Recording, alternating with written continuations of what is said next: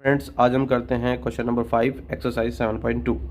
तो question number 5 के अंदर यहाँ पे रेशो फाइंड करा रहा है। यहाँ पे साफ साफ लिखा है find the ratio in which the line segment. तो रेशो किसका होगा? किसी लाइन सेगमेंट का ही रेशो होगा। कोई पॉइंट उस लाइन सेगमेंट को दो हिस्सों में बांट रहा होगा, तो वो रेशो हमें फाइंड करना है। तो सबसे पहले हम एक लाइन सेगमेंट बनाते हैं। पहले ये पॉइंट लिखते हैं। ए पॉइंट जो है यहाँ पे 1-5 है और यहाँ से एक लाइन खींचते हैं और बी पॉइंट यहाँ पे -4-5 है।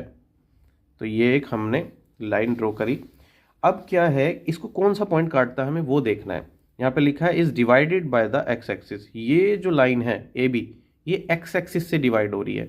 तो एक्स एक्सिस से डिवाइड हो रही है मतलब एक्स पे वाई का कोऑर्डिनेट 0 होगा। तो हम यहाँ पे कोई पॉइंट पी लेते हैं और उसके कोऑर्डिनेट हम x0 ले सकते हैं। ये साफ साफ हमें पता है क्योंकि ये जो पॉइंट है ये एक्स एक्सिस पर है और एक्स एक्सिस पे y की वैल्यू 0 है, तो x का ही कोऑर्डिनेट होगा। तो हमने x का कोऑर्डिनेट x ही लिया है।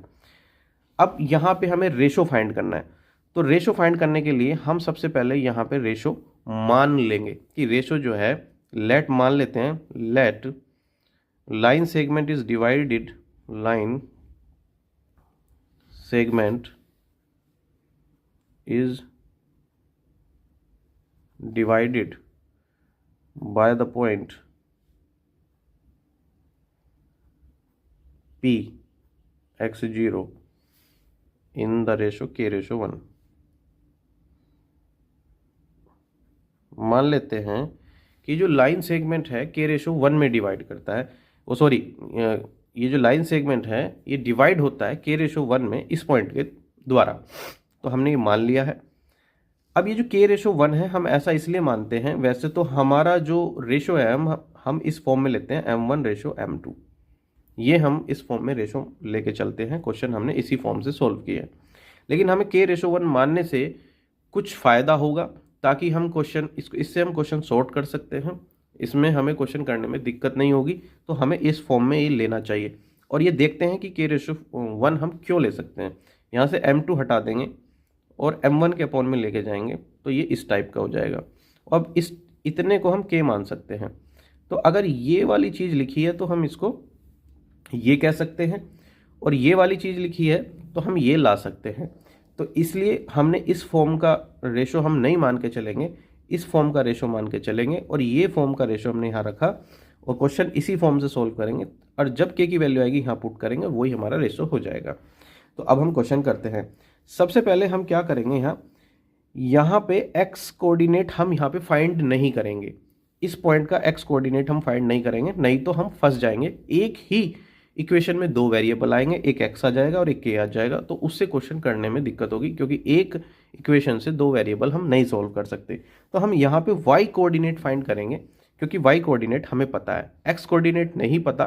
तो इसलिए वहाँ से k की वैल्यू हम नहीं फाइंड कर सकते। तो हमें y कोऑर्डिनेट फाइंड करना चाहिए। तो हम y कोऑर्डिनेट फाइंड करने के लिए पहले फॉर्मूला लिखते हैं। कैसे फाइंड करेंगे y?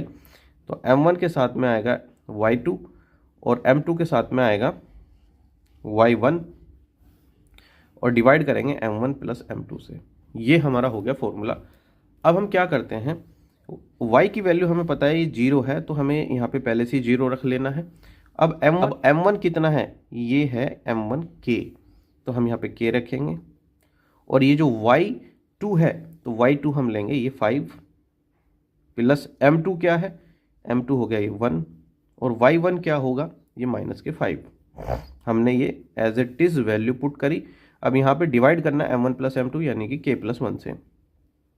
ये जो उठा के इधर करेंगे तो ये हो जाएगा हमारा 0 और इधर हो जाएगा 5k - 5। ये हमारा ऐसा हो जाएगा। इसकी मल्टीप्लाई इसमें करेंगे 5k और इसकी इसमें करेंगे तो -5।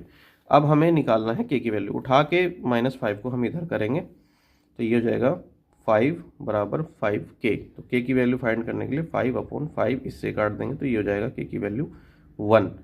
तो हमारी यहाँ पे k की वैल्यू 1 आई है। अब हम इसे यहाँ पे पुट करेंगे तो 1 k की जगह तो 1:1। तो ये हमारा आंसर होगा।